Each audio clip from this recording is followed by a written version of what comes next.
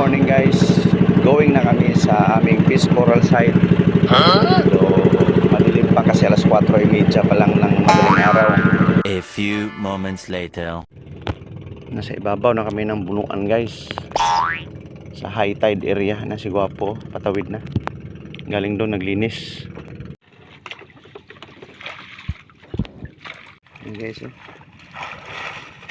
May kitong.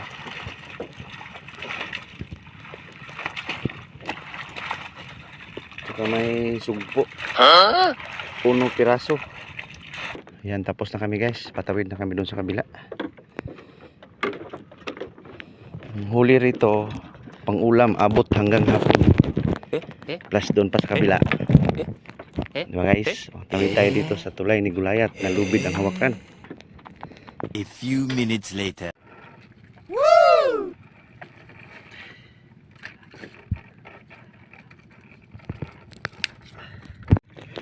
Ayan guys, oh. May pusit na malaki.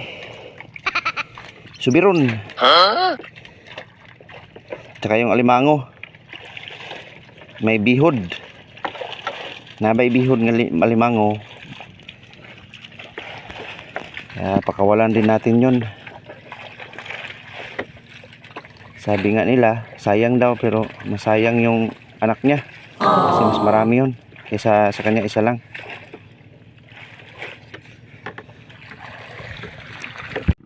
And guys, all goods na. Nasa bangka na kami.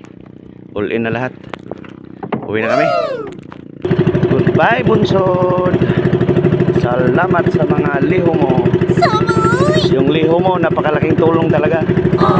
Salamat Panginoong Hesus.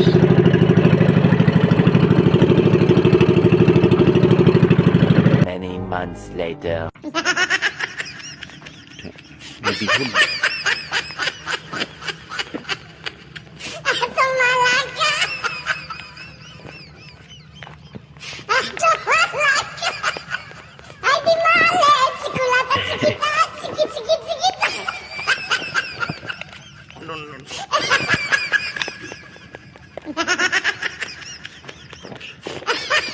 Gayam. Doon na.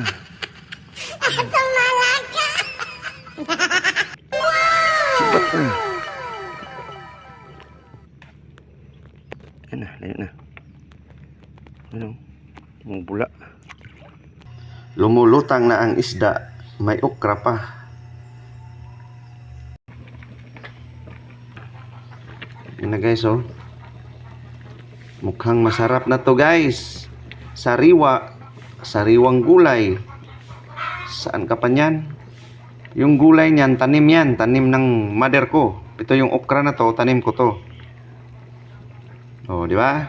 Ayos. Ganito lang ang buhay sa probinsya.